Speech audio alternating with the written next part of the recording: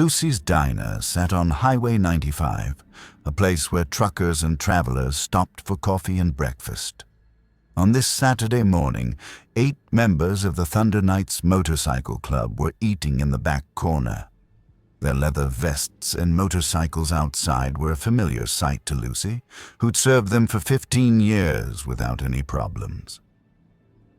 Victor Kane was halfway through his pancakes when the diner door suddenly burst open with such force that the bell above it flew off and clattered to the floor. An old man, maybe in his late 70s, stumbled inside. His shirt was torn, one slipper was missing, his feet were bare and bleeding from running across gravel, and his face was covered in tears and dirt. "Please help!" he screamed, his voice cracking with desperation and breathlessness.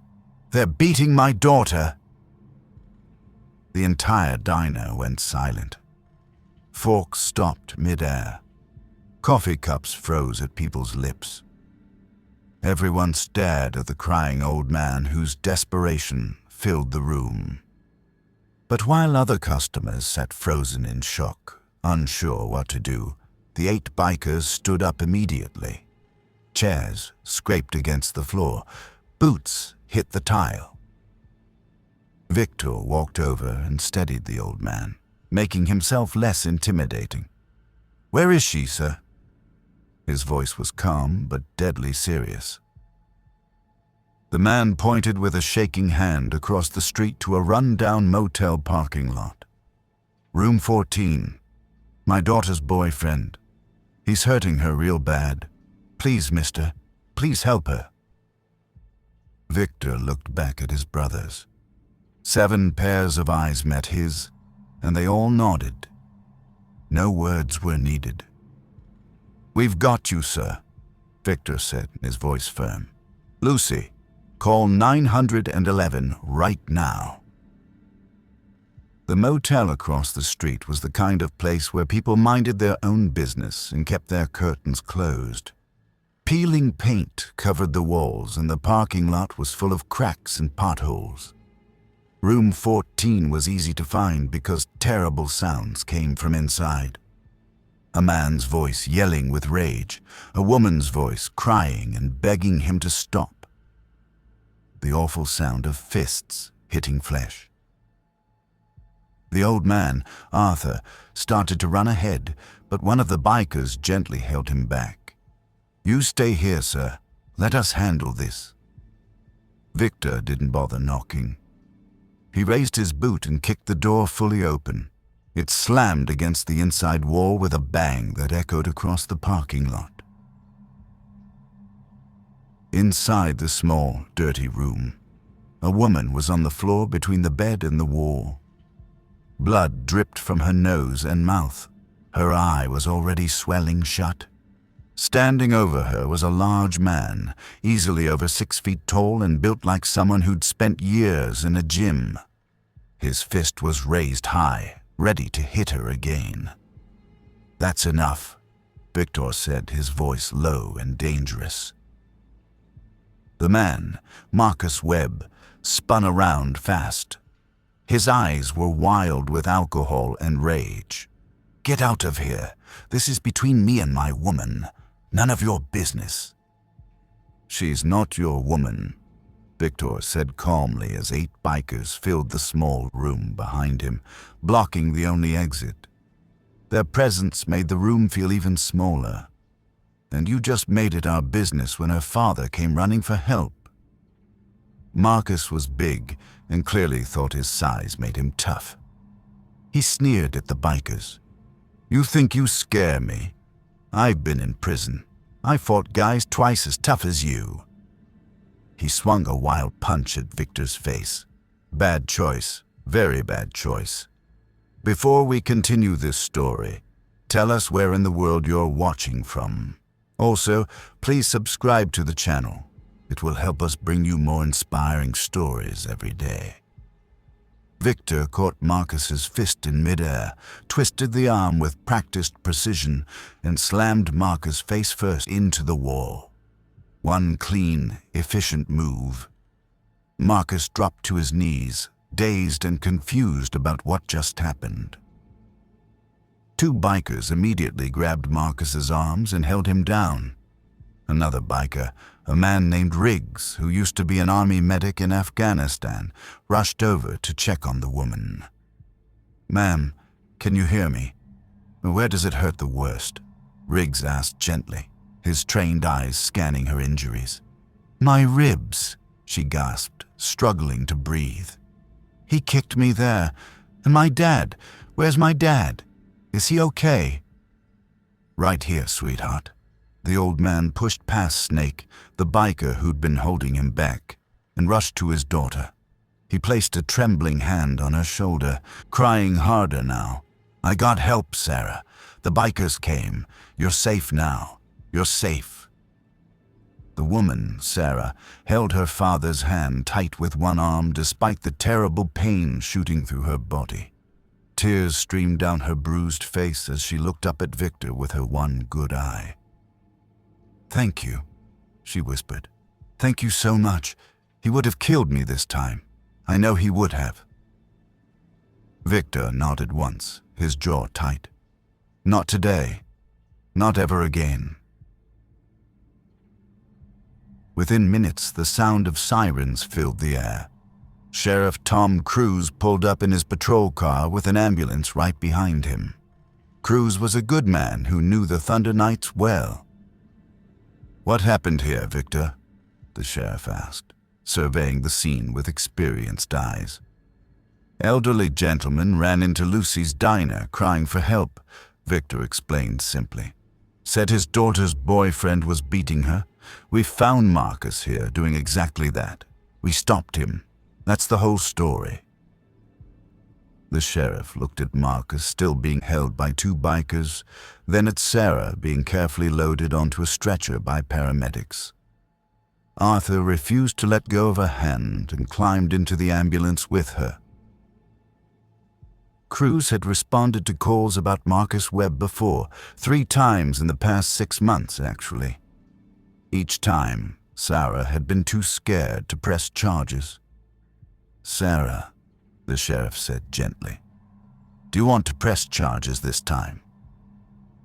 Sarah looked at Marcus, who was glaring at her with pure hatred, burning in his bloodshot eyes. Then she looked at the wall of bikers standing between her and danger. 8 men she didn't even know who had risked themselves to save her. "Yes," she said, and her voice was stronger than it had been in months. "I want to press charges for everything he's done." The sheriff smiled grimly. "Good. Marcus Webb, you're under arrest for assault, battery, and about 6 other charges I'll think of on the way to the station." As Marcus was hauled away in handcuffs, still struggling against the officers, he shouted back at Sarah with venom in his voice. "I'll be out tomorrow. I'll make bail, and I'll find you. You can't hide from me." "No," Victor said quietly, stepping between Marcus and the ambulance. "You won't." That evening, Victor and 2 of his brothers visited the county hospital. They found Sarah in a room on the 3rd floor. Arthur was curled up in a chair beside her bed, both of them sleeping peacefully. Probably the first real rest either of them had gotten in months. The first sleep without fear. A nurse named Angela approached them quietly in the hallway. "You're the bikers who saved her, aren't you?" "We helped," Victor said, feeling uncomfortable with being called a hero. Angela's eyes were fierce with emotion. "She told me everything while we were treating her. That monster has been terrorizing her for 8 months straight. She tried to leave him twice before. Both times he found her and beat her even worse. She was running out of options, running out of hope." "She's got options now," Victor said firmly. "She's got hope now, too." When Sarah finally woke up an hour later, she immediately started crying again, but not from physical pain. It was relief mixed with fear. "He'll make bail," she said, her voice shaking. "He always does. His brother owns a bail bonds company. He'll be out by tomorrow morning, and he knows where I live. He knows where I work. He knows everything about me." Victor pulled up a chair and sat down beside her bed. "Not this time. And even if he somehow does get out, I promise you he'll have to go through all of us first. And we don't plan on moving." "I don't understand," Sarah said, confusion mixing with gratitude. "Why are you doing this for us? You don't even know who we are." Victor glanced at Arthur, still sleeping peacefully beside his daughter. "Your father had real courage today. He could have frozen, he could have hidden. At his age, he ran for help. That took guts. Can't walk away from courage like that." The Thunder Knights called an emergency meeting at their clubhouse that same night. 23 members showed up within an hour. Word had spread fast about the motel rescue, and everyone wanted to know what happened next. Sarah and her father. "Arthur need our protection," Victor explained to the group. "Marcus will probably make bail within a few days. When he does, he'll come looking for them. She has no money saved up because she's been running from him for months. She has no family in this area besides her father. No safe place to go." The club president, a tough Vietnam veteran named Axel, leaned back in his chair and thought carefully. "What exactly are you proposing?" "Full club protection. We find them a safe apartment, help her get back on her feet financially, and we make damn sure Marcus understands that touching her again means dealing with all of us." One member, a younger guy named Spike, objected.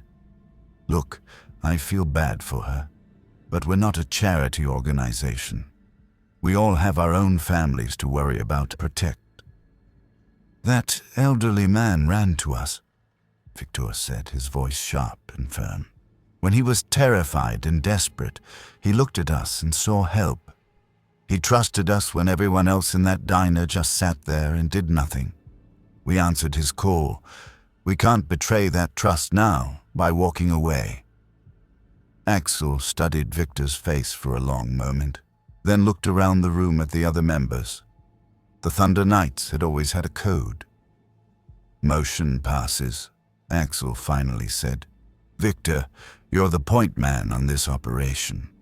Figure out what they need and make it happen." By Monday morning, the rescue had hit every local news channel. Bikers save woman from brutal assault played on repeat. Public perception of the Thunder Knights shifted overnight. Lucy started a fundraiser right there at the diner. She put a jar on the counter. By the end of the week, the community had donated $15,000. The Thunder Knights found Sarah a small 2-bedroom apartment in a secured building across town. They installed extra deadbolts on the door and gave her emergency contact numbers for all 23 members. Arthur, who used to be a woodworker before his hands got too shaky, spent the week carefully carving small wooden motorcycle figures for each of the 8 bikers who had saved them. He gave Victor's to him personally. The detail was incredible. "Thank you," Arthur whispered, his old eyes glistening. Victor, a tough man who'd seen combat in Iraq and 20 hard years on the road, felt his eyes sting as he looked at the carefully crafted gift. "This is going on my mantel at home, sir, right where I can see it every single day." 4 days later, Marcus made bail. But when he tried to find Sarah, he hit walls everywhere he turned. Her old apartment was empty. Her old phone number was disconnected. Her new address was unlisted. Marcus tried filing a harassment complaint against the Thunder Knights. Sheriff Cruz actually laughed when he read it. "You beat a woman in a motel room in front of multiple witnesses, including her elderly father," Cruz said flatly. These bikers stopped you from potentially killing her. That's not harassment, Marcus. That's called civic duty. Case dismissed."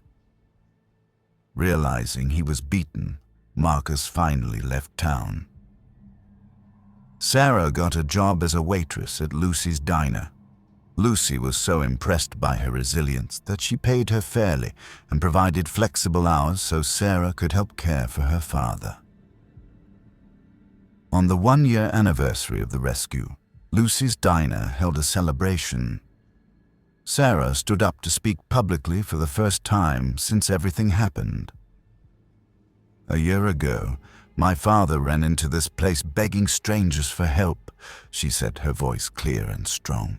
"These bikers didn't hesitate even for a second. They gave us our lives back. They gave us hope." Arthur stepped forward, holding a beautifully carved plaque. It showed 8 motorcycles surrounding a man and a woman with the words, "Sometimes heroes ride Harleys," burned into the wood. He handed it to Victor. "For your clubhouse," he said, "so you never forget what you did for us." The crowd erupted in applause. Victor shook the old man's hand firmly. "You were the real hero, sir," Victor said. "You had the courage to ask for help when it mattered most. Never forget that." Sometimes the bravest cry for help interrupts the quietest morning.